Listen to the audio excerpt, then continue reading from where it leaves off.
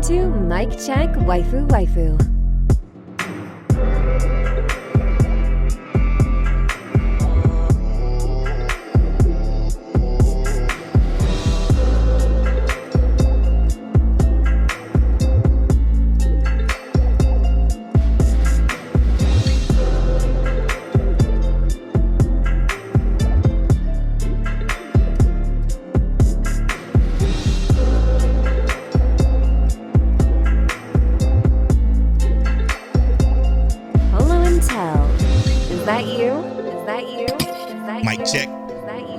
Check waifu King Teliano. Is that you? It's time to get cutting. This is episode 336 of Mic Check Waifu. As always, it's brought to you by Patreon. Patreon.com/Mic Check Waifu is where you can get early access to the video version of this podcast. It's where you can get access to the Patreon exclusive podcast, the after stories, where you can get access to the pre-show, which goes live 2 days before this. Usually goes live 2 days before this airs, but we're recording on a Monday. The show releases on a Tuesday. Blah, blah, blah, blah, blah. Shout out to the Patreon producers. Explicitly, Ked the Pro from Chaotic Culture Podcast. Fear, Semi Sensei, Frozen, T Money, Fingers. Dad Needs to Talk Podcast. Check out Dad Needs to Talk Podcast. Christian, the Archivist, all for one Matt, Rob, Stone, Matthew H, and last but certainly not least, TK Does Astrophysicist. Thank you so much for supporting this podcast and every other podcast y'all produced. It means the world to us. Check out the pre-show for that reference. Should have said today does time travel is crazy. I should have did that one this day. Yeah. Anyway, Mic Check Waifu is the anime podcast is brought to you every Tuesday at 9:30 a.m. See-through tab. I'm a little hyped today. I'm in a good mood. Yeah. I think it's going to be a good episode today. Like Tel said at the alts of this episode, it is cut week. And this is, I think, going to be a very interesting cut week episode. Because I have a lot to say. Before we get into that, Tel, what was your episode of the week this week? My episode of the week is a little biased. Okay. I'm just gonna be honest with you. It's a little biased. And it's because I watched 3 episodes of it and I just really enjoyed it. And that is Tune Into Midnight Heart. Yep, that's we're gonna talk about that. But yeah. My episode of the week this week is a tough one. A lot of good episodes this week. Always. My episode of the week this week. God damn it. I can't do it 3 weeks in a row. You and I are polar opposites. I can't do it 3 weeks in a row. That's just crazy. That's just insane. But another fantastic episode for that. So I'm gonna just go with The Villainess is Adored by the Prince of the Neighboring Kingdom. I like the perspective change this episode. Same with You and I are the polar opposites. This week is all about perspective change, and I fucking love it. And it's funny because of the conversation we just had at the beginning of the podcast, but I digress. It was so cool to see the prince's view of Tiana. Tiara Rose. Yeah. It was so cool to see that perspective. Just as much as it was cool to see the perspective of somebody who is of the social norms when it comes to a relationship being of two polar opposites, as that show entails, the cool kid versus the nerdy kid or the quiet kid or whatever. And just seeing somebody whose perspective is all about those social norms while everybody else isn't. Everybody else is just like, it's whatever. You know what I'm saying? It's just normal. And that's why it was going to be my episode of the week, but I just can't do it 3 weeks in a row. So I just give it something new, my episode of the week this week. But very good shows, man. Very, very good shows this week. Yeah, I mean, it wouldn't have been bad to choose that. If it is, then it is, bro. It is. Fuck it. It is then.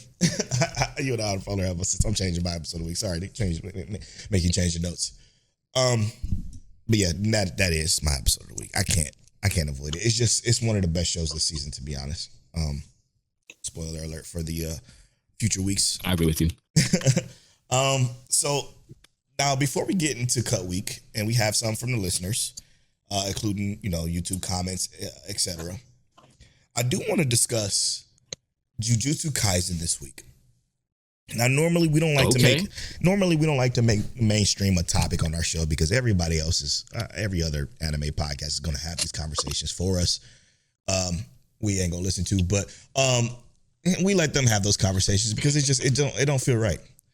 But in the spirit of what we've been talking about in the pre-show and then now, the perspective change is the perspective of Jujutsu Kaisen fans overseas in Japan versus the perspective of the Americans in the Jujutsu Kaisen episode, because over here it was one of the highest rated episodes, even higher than Frieren for whatever reason.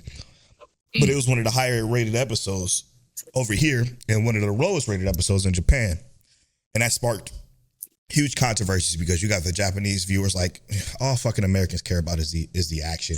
All they care about is the animation. They don't care about really nothing else, because they're saying that episode, spoilers for this episode of JJK, but it's when Maki Itachi's her entire clan. They were upset that it completely strayed from the manga, which it didn't necessarily stray from it because it had everything that was in the manga, but it also changed the tone of what happened during that time. That time was supposed to be a morbid, sad time, but when they animated it, it was like a happy-go-lucky, jolly kind of like murder spree with colorful, beautiful colors and flying and just shit that just wasn't what it was in the manga, because in the manga it was very morbid, very dark, and very depressing, and like the music was all happy over here, like when during that shit, and like I said, the colors and everything. So they were just like, it just didn't feel right. It didn't feel appropriate for what they were trying to portray that happened in this particular episode. So and go ahead. I do want to say, because I didn't necessarily think it was a happy scene, but I do know what Polo was saying, and it's because of how we Americans perceive things. All that action and the music being upbeat and high energy in the way that it was does make it come across as like happy-go-lucky, like this is what we think is happy. Because that music amplifies us. It's like choosing Hans Zimmer or a rock band. You know what I mean? One of them is gonna make you feel really hype, whereas Hans Zimmer can do it as well, but one of these people or one of these groups is typically going to be more about to get your blood pumping, and that's kind of how the scene feels like they deviated from the source materials, because it does change it from somber, from sad to, oh, I'm just here for the thrills. You know what I mean? Mm-hmm. It didn't feel like I would say it felt like Get Back, but it didn't feel like the sadness was still setting in. You know what I mean? It felt like it almost got over it too quickly. Yeah, you had aura walks and just weird. Again, the I don't know why people, and I'm mostly talking about us, the Americans, all we do care about is animation and pretty colors and shit looking cool, because we don't give a fuck about juxtaposition or perspective when it comes to like scenes. None of them scenes fucking made sense whatsoever. Like, how fucking big was that house, or how far did somebody get knocked and run over or fly over? The sense of distance was off. Everything was completely fine. It was just fine. I didn't care about none of that shit. I didn't care about none of the action. I cared about the implications of what happened in that scene, like the implications of her, even from I think it was Jujutsu Kaisen 0, when she mentioned that this was her goal the entire time, was to build her way up, to work her way up, to be the top of the clan and to destroy it from within. That was her entire fucking life's goal. And that part was the most important piece to me. And that's why I enjoyed the episode so much. The Kill Bill reference was cool as fuck, because obviously we gonna like that. It's a Quentin Tarantino film, and they popped the fuck off with paying homage to that scene, because that scene is one of the most incredible scenes in movie cinema history, even though Quentin Tarantino is a douche. But I digress. It was an absolute banger, but not because of the fights, not because of the animation, but because of the devastation that she delivered upon this clan that is really, that always has been a piece of shit of a place. Like, that group of people was terrible. They were always terrible, and it never changed that fact for me, that her goal was to do that and to lose her sister and to then become one and then go through everything that she went through and then to do that was the satisfying part. Animations to me, I don't even think looked that great. I mean, the punches look cool, but it was a lot of the art of it was poorly drawn, but it was an artistic choice to be poorly drawn that way, to show the I guess the chaotic speed of it all. And the action was fine. That's not why I'm there though. That's not why I'm in JJK. I'll tell you that right now. And with that artistic direction, I think we've talked about this before as well, but like Black Clover. Yeah. They do that as well. I don't think that's a choice. I don't think it was that bad, no.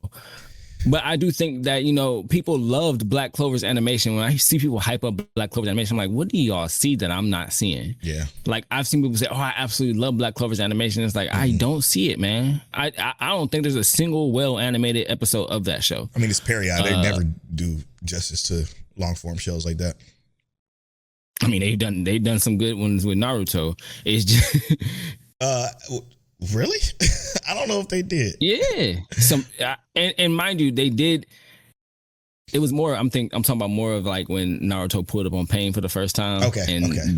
And but also we talked about choreography. That whole scene or that whole moment was very well choreographed, and I think that's something we talked about in the comments in our Discord is choreography.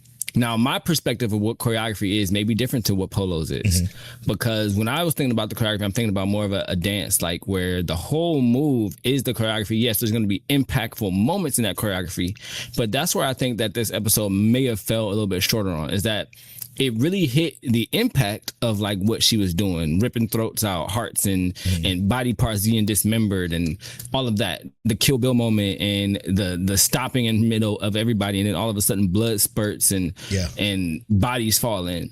Very quick. But what was the motion in between that? You know what I mean? So when people talk about choreography, for me, the choreography wasn't really there. The motion. There was motion, there was travel, but the actual body movements and hand placements and stuff to always get to those moments, there wasn't really a lot of that. So in my opinion, the choreography was just like, okay, but the impact of those movements were there. Yeah. And that's why I think a lot of people were very hyped about the action. You know what I mean? Yeah. Because you can make it seem like, oh, well, she was moving at 24 frames per second. She moved so fast that our eyes couldn't see it. So she ripped out. Yeah. So she ripped out dude's throat, and that's all we saw. You know what I mean? Like, and I'm making a joke when I say that. Yeah. But I could hear them saying that. That's why I shook my head like that. I'm like, I could just hear them. But that does make for a very cool scene to where like the character is too fast even for the viewer to see. You know what I mean? But I personally am a person where I would have liked to have seen the actual motion of the hand moving and, hand on the neck, throat ripped out. You know what I mean? And JJK has those moments where they're like fucking, like when Toji and then Itadori was boxing that fucking plant spirit and they're like killing it. Fucking, it shit was fire. Camera angles moving and shit. Ugh. I'm even thinking about the previous episode when they showed the 24 frames per second. Like even those moments where he was boxing and doing that, like just what was it, 3 or 4 seconds where he was just punching up against the wall. Like you could see the motions, like it didn't look like you could see the hand turn this way, almost like he was actually doing some form of like martial arts or kung fu. Yeah. It didn't seem like he was just throwing wild punches if you actually looked at where his hand placements were. So to me, I was like, that's cool. That's choreography. What they did in this episode was much more dramatic effect. But I think it sold well to an American audience, whereas like it lacked the somberness that we talked about. Yeah. In general, that it should have delivered on, in my opinion. I think personally, it would have been a way better. And again, I like the episode perfectly fine. I think it would have been a way better episode if it was closer to the manga and more so leaning towards the Japanese taste. And the reason why I say that is because imagine her walking down a hallway, just the breezeway of the place of the clan's dojo, whatever, and she got to fight down this hallway in this tight, close quarters against all these people. And it's like, and they're showing all the moves that we know that Mappa could do. And it's more impactful. And she's getting tired. She's breathing heavy because I know she's not supposed to because she's the fucking, basically the reincarnation or the embodiment of what Toji is. So she was going to be a demon. But even if you're a demon, you still get tired. And I'm thinking that she's just walking down this hallway fighting hundreds of people, pow, pow, pow, pow, pow, and getting tired. And then she meets up with one of these other demons and she's still fucking them up, but she's still winning. She's not taking no hits, no damage or nothing like that. And she's just carving through these people, not magically going up this mountain. And then obviously we saw somebody use a curse, a fucking curse technique, and going up the mountain and shit. That's fine, whatever. You can still do that, but still have it be like a real fight. And I'm gonna even use the screenshot I'm gonna use is one where she had, I think it was her father, head and just threw it in the fucking water. Yeah. But I think it was just being able to see stuff like that, the impact of that fight, instead of it just being this pure, oh, I'm a badass and I'm gonna do a lot of flashy stuff on the screen to impress people, specifically the Americans. I think it would have made for a better episode, a more impactful episode. But still, to me, I could throw all that away. I could set that all aside just for the impact that I know it represents. The fact that she finally destroyed that clan. And I'm gonna do you one better. It doesn't have to be an exhaustion from her actual fighting. Sure, you know what I mean? I think I know it can be the emotional exhaustion of having lost her sister and still having to do this without her. Yep. It could be the actual turmoil of her having to settle into what happened, what she just experienced, and what she's doing because of that experience, the exhaustion, looking at her hands trembling or shaking because she actually is by herself now. She lost her twin sister. Yep. What twins meant. They explained what twins mean in this universe. And what that means for that, but also what it means for her and her having to be the embodiment of this heavenly restriction and everything like that. Yeah, that's exactly right. That could have been the exhaustion, and that would have made it, and they could carry it with a slower, more like methodical.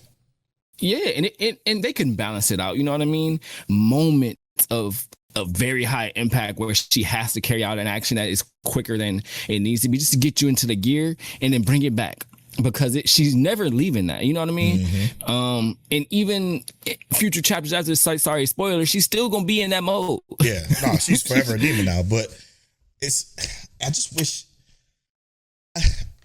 You know why they did it though. Like, come on, man. Where the money at? The money is here. It ain't gonna be over there. Unfortunately, it's here.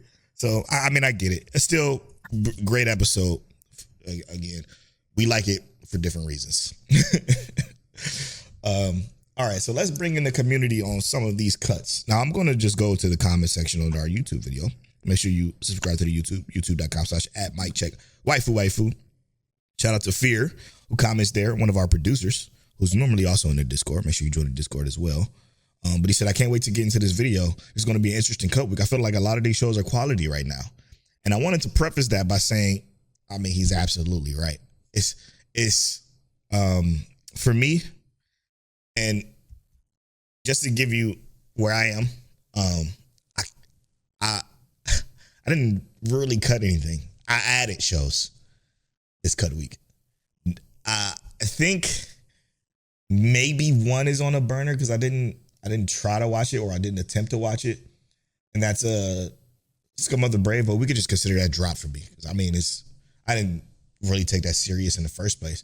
But one that I did take serious that I'm probably going to drop, that I didn't even care to try to watch, is the case book of Arne, or whatever it is.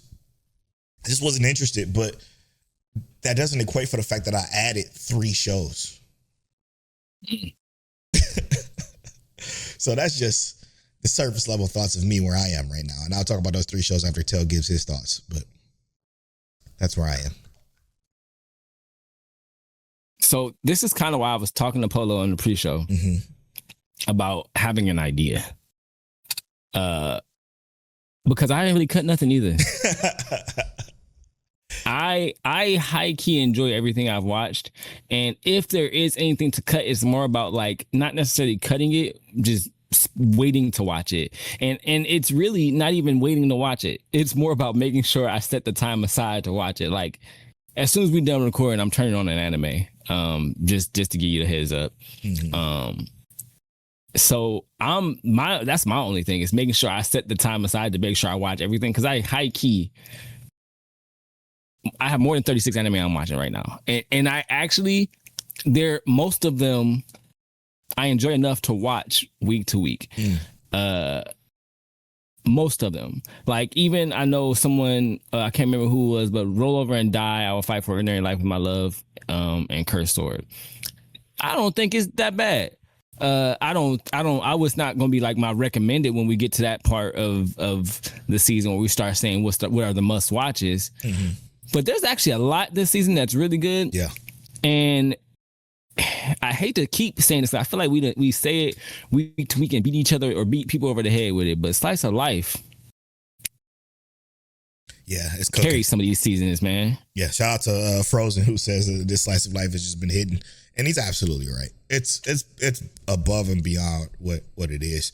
Let's go into Rob Stone, who commented on the YouTube video just like you, Kenny. Says no changes to my cuts for this week. So just the two I previously cut, Kunan and Isekai Office Worker. And then there's a few shows that are falling behind each week already. Champagne Rich, Gentle Noble's Vacation, and Senses to Be a Hero. But I'm not quite ready to call time on any of them quite yet. I just found myself checking my phone throughout them and looking up a few minutes. Yeah, we talked about that last week about Senses to Be a Hero. To check out if anything has happened. I think the two reasons why Champagne Witch hasn't clicked for me is because of the side characters. Her animal companions are truly grating, and the show has shifted into tell, don't show territory over the last 2 episodes, with constant over-explanation on everything on screen. Oof, we know that feeling too well. And he says, finally, my top new anime last year was To Be Hero X. Nothing else happened, because last week was our Anime of the Year episode. And he said, nothing else had me theorizing and looking into the background and development of the show while waiting for new episodes to drop. I ended up rewatching it as a binge with my sister, and it felt the weaker arcs benefited from moving through them quickly. And seeing her reaction to the show reinforced how much the non-linear storytelling adds to the twist in the shows. And he said the runners-up was definitely Fragrant Flower, Medalist, and Macadono Sisters. All 0.25 on my all 0.25 behind on my Annie list. I don't know what you mean by that. But he also says that I'd be happy to give it to any of them depending on my mood. But he says Apothecary Diary season 2 was my top ranked show last year though. And that's the only one I gave a 10 to, but he was saying it was 9.25. Okay. But that's but I would rather not give it to a season 2. So basically his anime of the year was To Be Hero X. And honestly, I thought most people was going to be. I don't think it was. I think it was great. Don't get me wrong. I don't think it was worthy because of even stuff like Macadono Sisters. Yeah, I mean, here's the thing. To Be Hero X, I feel like is going to be one of the easiest to remember because of what it was. Okay, yes, I'm with that. I can 100% agree with that. Because of what it was, it's going to be super easy to remember. And when you add on how good it looked, I think it has a very appealing just storyline and everything to both American audience and just global audiences in general. Yeah. You know what I mean? It fits and checks a lot of boxes. So it's hard to say that it's not going to be an easy contender for a lot of people. But I will say this. And I could be entirely wrong when I say this. If season 2 does not deliver, I feel like it will be a show that will be easily forgotten. Mm-hmm. I forgot that I watched To Be Hero X. I'm not saying I did, but I'm saying I could see people saying, oh, I forgot that I watched To Be Hero X. Or season 2 might come and some people might be like, oh, I can watch it whenever because they already kind of know what to expect. And I'm not even gonna say necessarily know what to expect, but at this point we know what the kind of like the quality of To Be Hero X is. Some people might not rush to watch it; they might want to binge it even. Sure, and with it being so bingeable or anything like that, a show that is bingeable is also forgettable. And I don't mean to say that like in a disrespectful manner, yeah. But because you like, oh, I'm gonna wait until it's ready to be binged. Sometimes you get so much stuff added to your list that you'll never go back and binge it. 100%. And our list is the prime example of that because we have quite a few on our list that we just didn't go back to. Even though we still plan on to one day, maybe.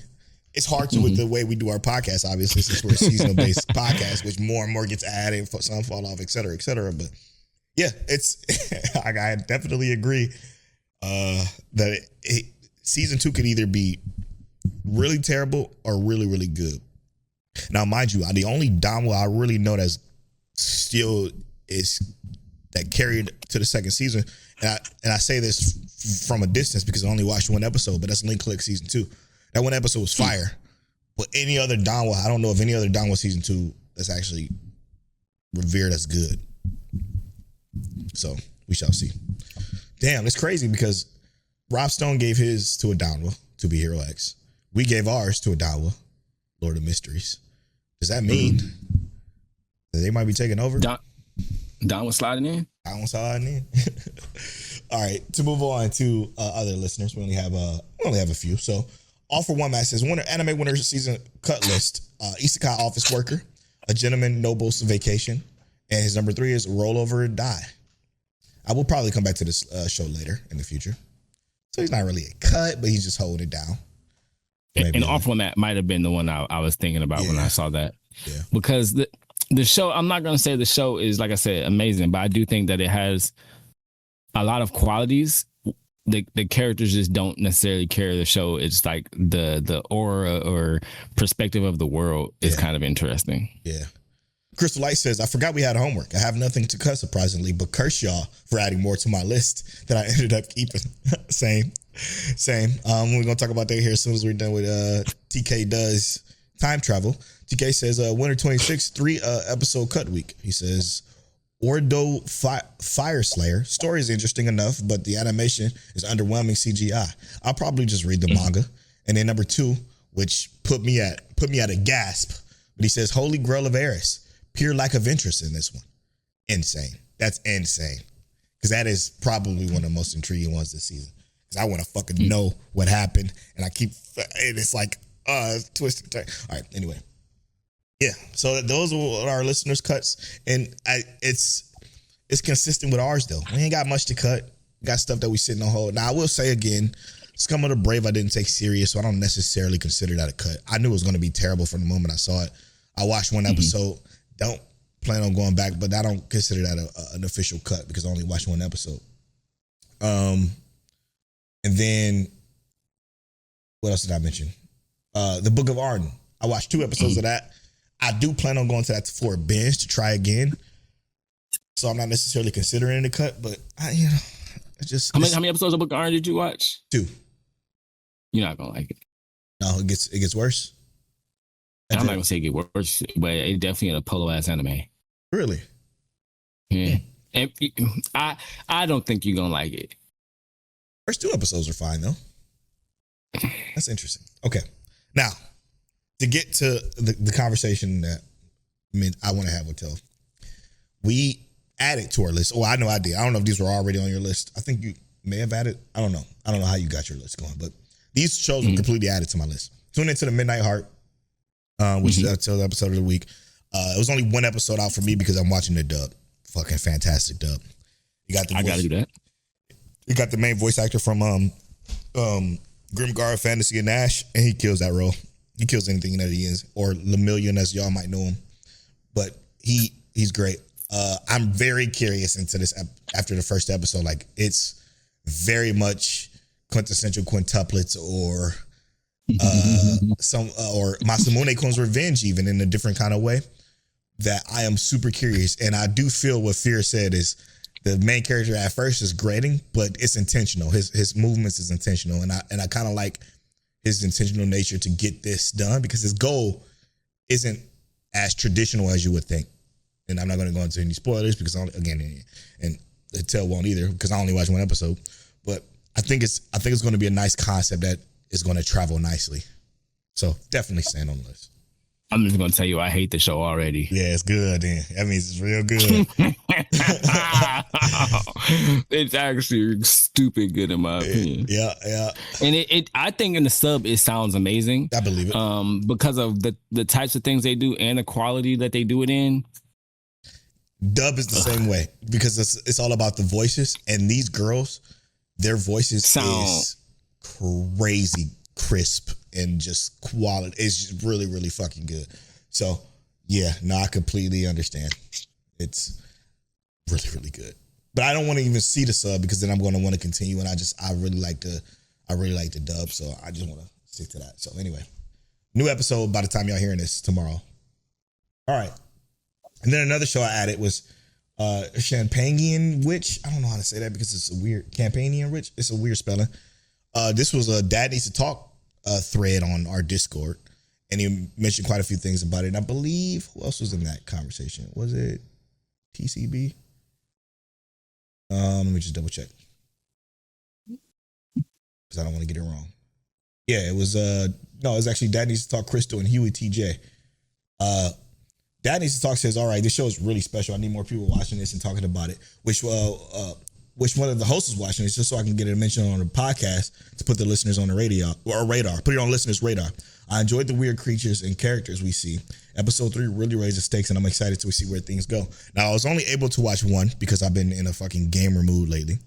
But that first episode, I completely get it. It's good. It's adorable. I love it. Kind of also sad, too, in the way that it's presented. Because it's about this witch who essentially takes in the bad air, you can call it. And whenever she walks, poisonous mushrooms plants from her feet from her taking in all the bad air. And because of that, the town completely disregards her and essentially treats her like she's a fucking curse. But she sells the town this special medicine that they're so in love with that they don't even know where it comes from, but she sells them the medicine that completely saves lives. And they don't realize how nice she is. And she's just she wants to be a normal girl who wants to essentially find love. And it's a struggle because she's a witch who spouts mushrooms everywhere. Now, there are a couple of nice characters who treats her nice, but they're still cautious of her because, again, the mushrooms are poisonous. Even some of the films she lets out is kind of rancid, I guess, if you will. I mean, mind you, I only watched one episode so far, but I can see this is definitely added to my list that I need to catch up on as soon as possible because it's just adorable. And I'm rooting for her. And I just love her. Yeah. This one was not added to my list. But it sounds super cute and it makes me want to. You should try it. I think it's adorable. Now, again, we just read what Rob Stone said about it. He said that the animals are grading. I don't think they're that bad so far. It's only been episode 1, but it's all she has right now, right? She can't. Nobody else really want to interact with her because of her ability, if you will. So I think it's totally worth giving a shot too. Okay. And then my last one to wrap up my ramble is Journal with Witch. I watched 2 episodes of this one.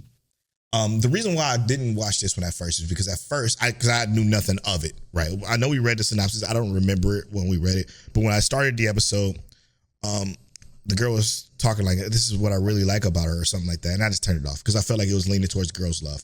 Luckily, TCB clarified for me it's not. They're related. It's aunt and niece. And I watched 2 episodes of it. I'm still 2 episodes behind, but I find it to be very endearing and wonderfully written. Like it's written so well, and some of the dialogue that the aunt gives is spectacular. In just 2 episodes. Again, I'm only 2 episodes, so I do want to see where this goes too. It was a hard week for me because like I said, I've been gaming, but this was one I added to the list too, and I'm like, God damn, I don't know how I'm supposed to do almost 7 episodes a day on this for this podcast. Well, yeah, when Fable comes out, we ain't gonna see Polo for a year. Oh yeah, true. I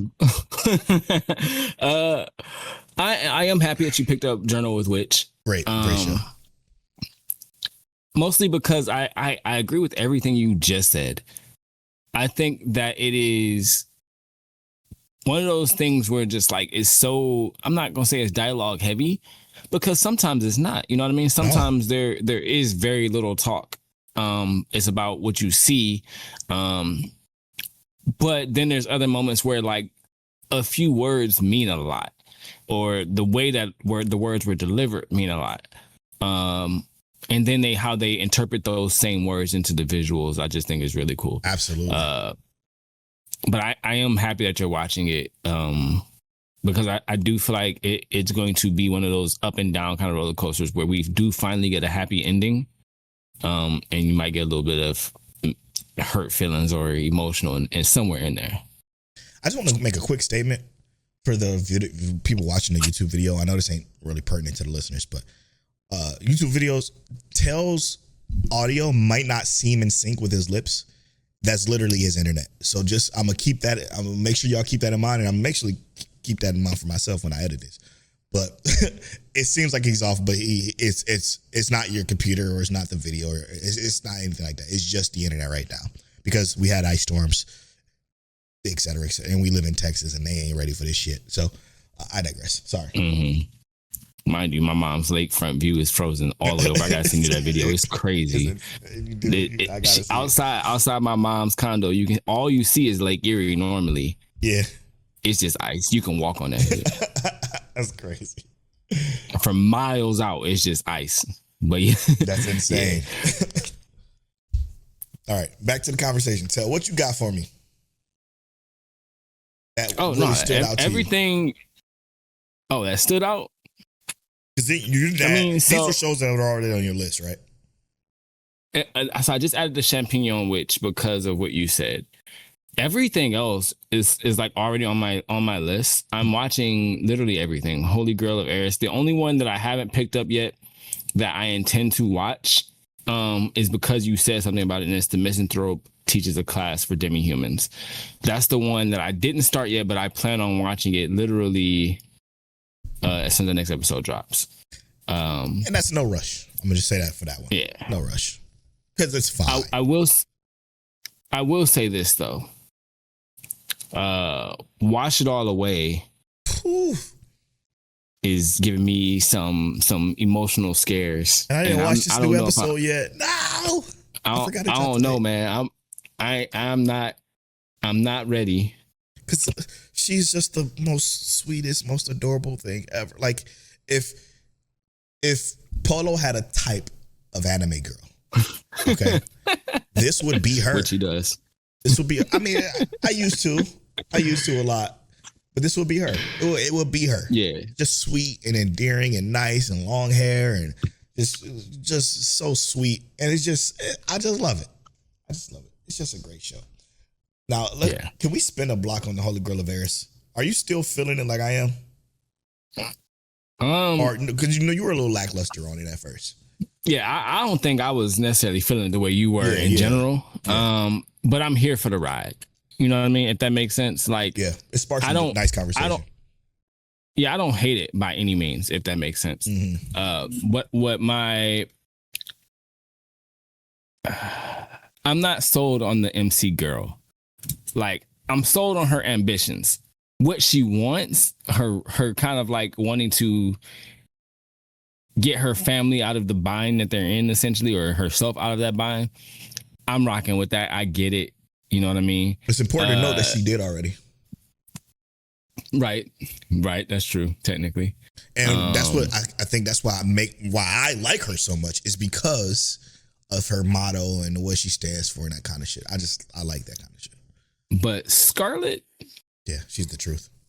I like Scarlet. She's the truth. I rock with Scarlet. Mm-hmm. I don't think that her movement in that first episode was impressive, but the way that she is now, we can debate that as much as you need to, brother. I'm gonna stand on what I said. Scarlet, I think after that, her character is what's kind of carrying the show for me. And I do think that uncovering more about her actions and whatnot will be a driving factor for the show. It's not a hard show to watch, though. I'll say that. The most intriguing part for me is, obviously, the main character is Eris, right? Or Constance. The main character is Constance. So we're following her, and she was so sheltered.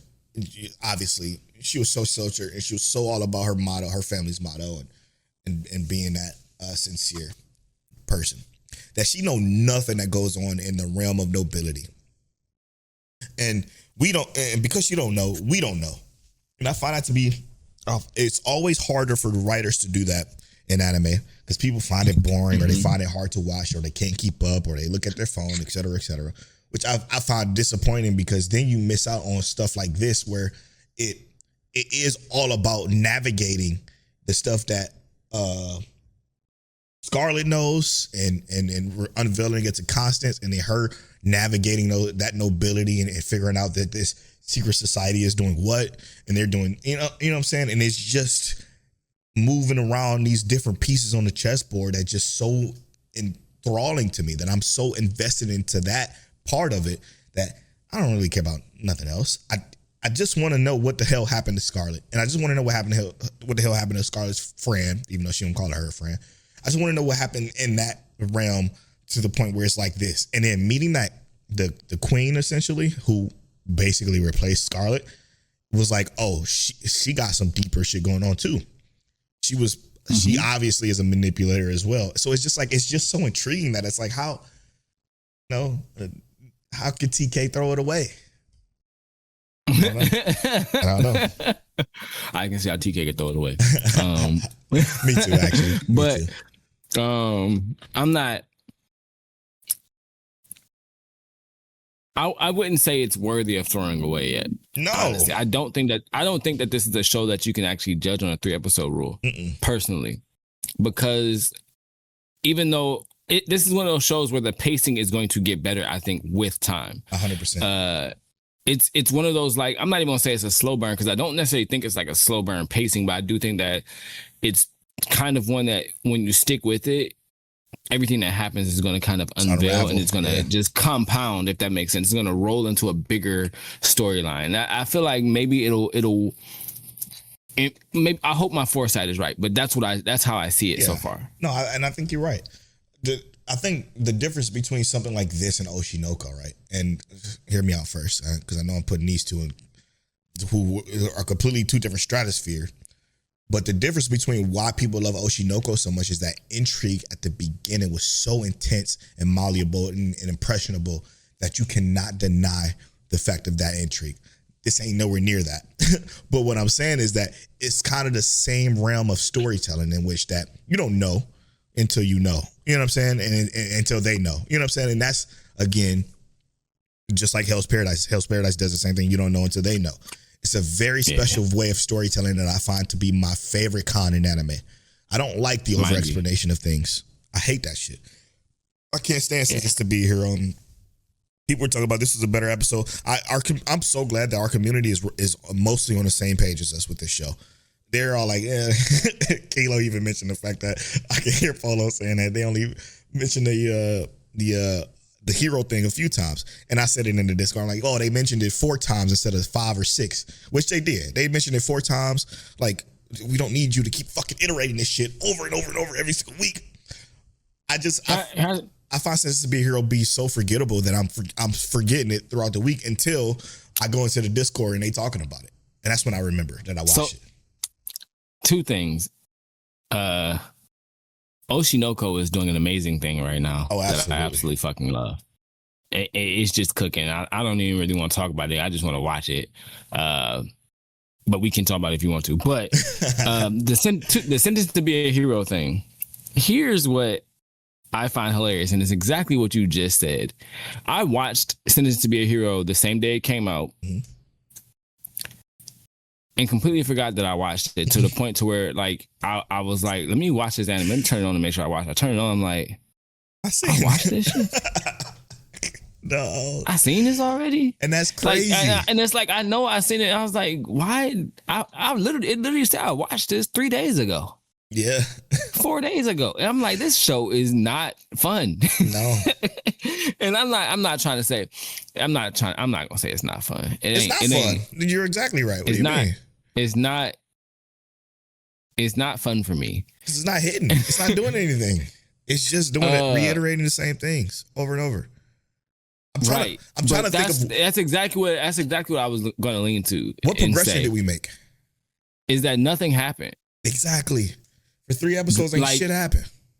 Things happened, but nothing worthy or enticing actually happened to the point to where it's like, okay, let's keep this going. And I don't feel excited about what has transpired, if that makes sense. Now put that on the same scale and it's gonna piss me off because I don't understand why people don't understand why Hell's Paradise is so fucking good. This episode of Hell's Paradise was worthy of being episode of the week this week for me personally. But mind you, when I say that so much happened in this episode in comparison to what we just watched with Sentenced to Be a Hero, that it blows my mind that the difference in like perspective of Sentenced to Be a Hero to Hell's Paradise or to even JJK, because so much happened in JJK as well, that it's just like, how is Hell's Paradise still being so slept on? And mind you, I'm not really on Twitter much anymore, period. So I don't know if it is being slept on or not. Because I just don't know those conversations that goes on there. And maybe somebody who frequents there can tell me, TCB. But I don't know if it's even getting talked about, but I feel like it isn't. And that irks me. On AnyList, they rate it relatively similarly. Average score for Hell's Paradise is 79%, season 2. Average score for Sentenced to Be a Hero is 81%. No way. Mean score 81% for Sentenced to Be a Hero. Mean score for Hell's Paradise season 2 80%. So Hell's Paradise 2 season 2 is just underneath Sentenced to Be a Hero. Which, while I agree with you, for us, it's just like a definitely 90. Is low. But I think that, and I think that episode 1 is what's carrying the score for this show. Yeah. Because I think some people probably just off rip rated that a 10, and I can understand why they rated it a 10. Yeah. But for me, I think for us, we were not going to rate that episode a 10 because we both kind of agreed. It was like, yeah, it was a really good episode for this show. But for anime in general, we were like, it did nothing but a lot. It did too much without doing enough. And what I pride myself on, or what I think we pride ourselves on, is that we can explain our stances on why we don't like something or why we do like something extremely well. I think we do that better than any other podcast that exists on this anime space. And I believe that with all of my heart. I cannot explain to you why, more than anything, that I just can't, okay, let me back up.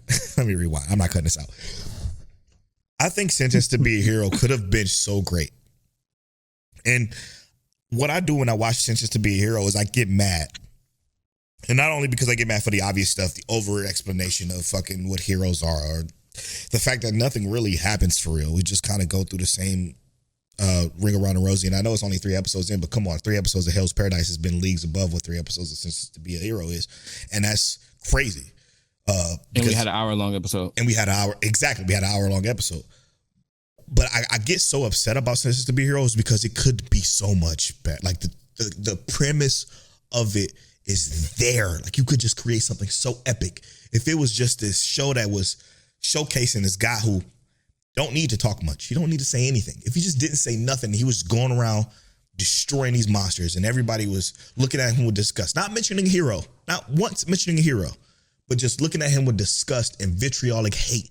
And he was just killing shit. Bow, bow, bow, bow, bow. And the kid, the irritating kid, finds the box and they open the box and they realize it's a goddess and he gets really pissed off. Like, get this fucking thing away from me. We don't know nothing. They don't have to explain it. And she still, but I like you or something. And they just they explain nothing. And they just do everything that they did without talking. Don't say nothing.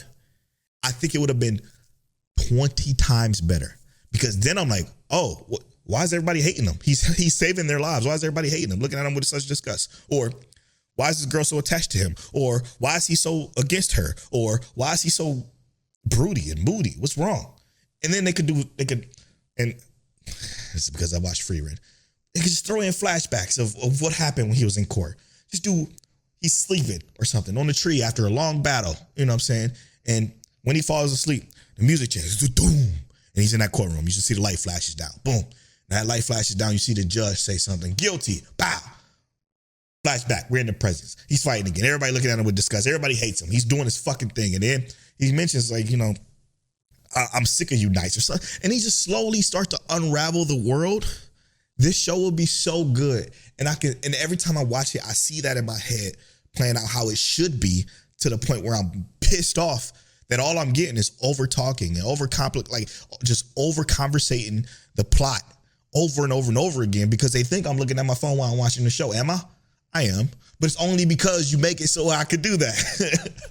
So it's just so frustrating that I don't like to, it makes me mad to watch it. And then because I get mad to watch it, I'm mad at myself for getting mad at watching the show, to the point where I forget about the fact that I watched the show until we get into Discord. In Discord, somebody mentioned something about it. I'm like, but how? You know, it sucks. Or it's decent. Or it's just nothing. Let me add something to what you said, right? Please. Because one of the things that I personally hate is it's not the character archetype, because it's not. No. His character itself doesn't necessarily bother me, but I will tell you there is something specific that his character constantly does that does piss me off. It is the misplaced aggression towards something because of something you experienced, right? Yep. I get having an aggression towards something because of what you experienced. I think that I loved one of you so much and you did this to yourself, so now I hate you all, is a character like flaw. And it's not necessarily that, right? It's because he didn't. Because she didn't. I'm not saying it's. She didn't do it to herself. It just happened. Right. And I'm not saying that that's necessarily what it is, but it's I don't want to have anything, and I can understand not wanting to have anything to do with it, right, per se, right? But it's the constant, almost like narcissistic abuse. Yes. I'm not going to say narcissistic abuse, but it's the constant abuse of that character because of something that was completely, it's a facade, unavoidable almost. You know what I mean? It wasn't like it was. Yes, it's the facade. It's the fake. Stop acting like you don't like. I understand you're avoiding the hurt. That's what it is, right? And that's what he could do. He could do that without doing exactly what he's doing. Yes, you could do that without doing that. You know what I mean? Yep. Almost like deteriorating another character. Yep. For this like facade, right? Yep. Like you were saying, when that exactly frustration could be placed more towards that council, it can be placed more towards those knights, like you were saying.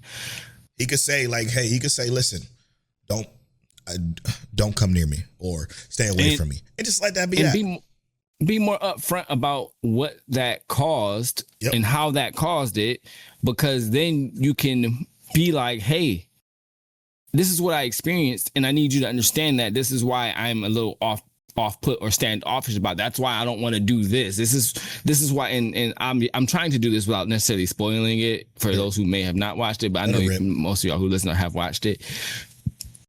I don't want to overexert this situation. I don't want to overexert my goddess because of what happens when you do that, right? And I think that sometimes it's just easier to make your character upfront. Like, they try and make him seem so upfront about everything, but he's not upfront about a damn thing. Yeah. It's fake. It's fake. And it's a facade. Like you said, it's a front. Gross. So let's just be upfront and say that I'm not upfront with it. It's gross because that simple thing that you just said is again, is better writing, for one. And it would lead to a much better conversation and like of the characters. You would want to watch them bond and get closer, even though he's keeping her at arm's length. Like, listen, I don't want to do this because, like you said, and point out the fact. And then she says, listen, whatever happens, I'm here for you to do this, so we could do this, just like that other goddess was. And it could just be a nice play back and forth between that conversation, and that could be a conversation that could be had, or it doesn't have to be the conversation that be had. It could just be implicated, and implications are good for people who can sit down and watch a show. The problem is, can't nobody fucking do that, so they gotta talk you through. They walk you through. This is a fucking JOI at this point. They just walk you through the entire conversation, the entire lore and steps and step by step of what happens in the show and why he's like this and why they're like this and why this like.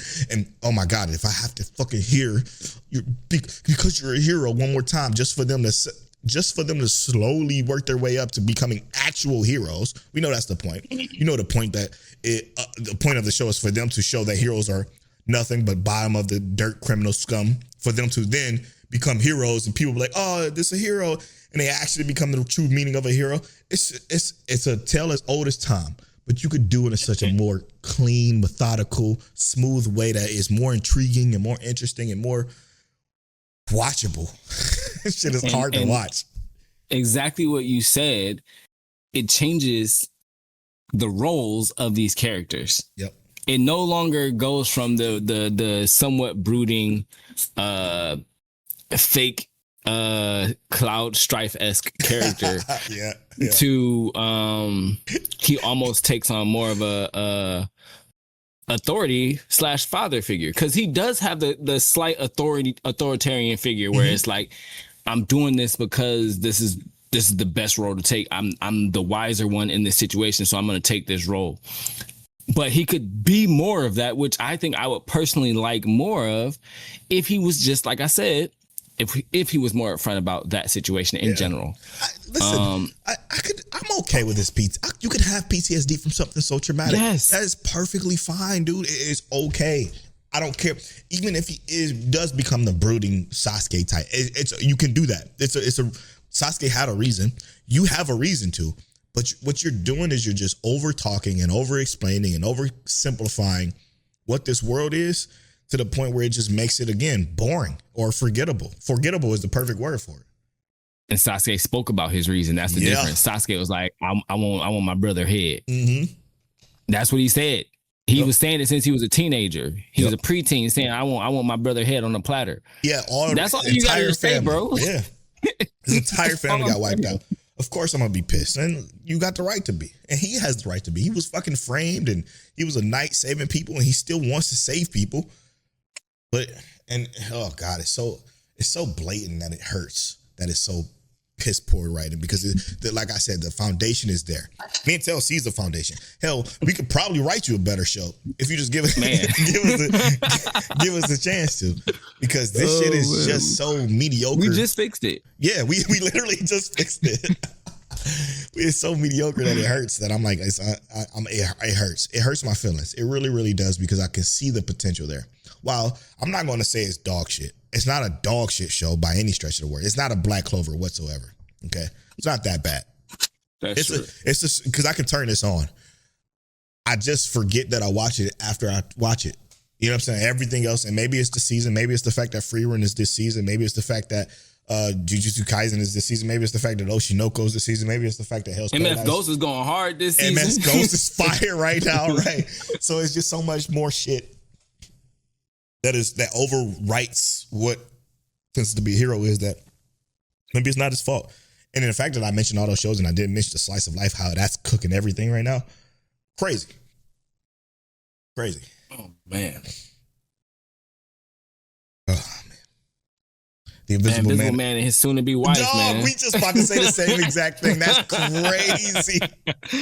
What the fuck? We literally just said the Invisible Man and his soon-to-be wife. That's so funny. We said that at the exact same time. I can't wait to hear that back. That show is incredible. It's so endearing, too. It's so sweet. Hey, I was explaining it to my wife. I'm talking about, listen, he's an invisible man, and she's blind. Mm-hmm. She's the only one that can see him. Yeah, the allegory. Yeah. I'm like, oh my God. I'm explaining. I'm like hype explaining this slice of life to my wife. She's like, yeah. I'm like, yes, baby. This good. Is so good. It's crazy. It's crazy. Slice of Life is great this season, man. Is this not on Crystal list? Crystal, are you watching this? If you're not, I'm so sorry. She hate us. Oof. How's she not watching this? Oh no, Crystal. Oh no. Looks like this is getting added to your list. I'm telling you, more to the list. More to the list. I'm about to type more in the comments right now, right in the Discord. I ain't gonna explain why. Yeah, nah. I'm just gonna say more. She gonna hear it. She's like, what are they talking about? I'm like, you know what? I'm gonna do it too. Where are you typing it at? Caps lock more. Just right there in 335. Mm-hmm. I'm gonna put it there too. It should be the name of this episode. More. Hey, 100% though. Should it be more? Facts. Yep. I'm gonna name this episode. I'm gonna put in parentheses cut week. This is a great episode. I'm at Polo Board Fly on all social media. I'm at King Telly on all social media. Make sure you subscribe to our YouTube channel, like the video, comment if you're free. And as always, Mike check. Get a gavel at the end and say more.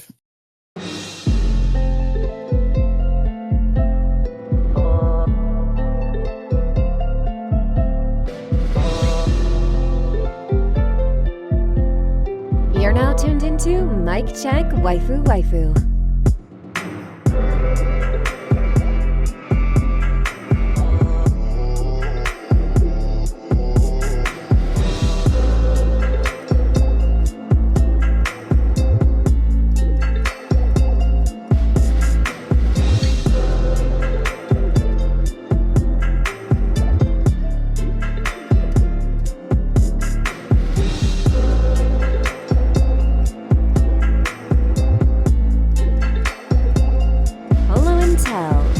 Is that you? Is that you?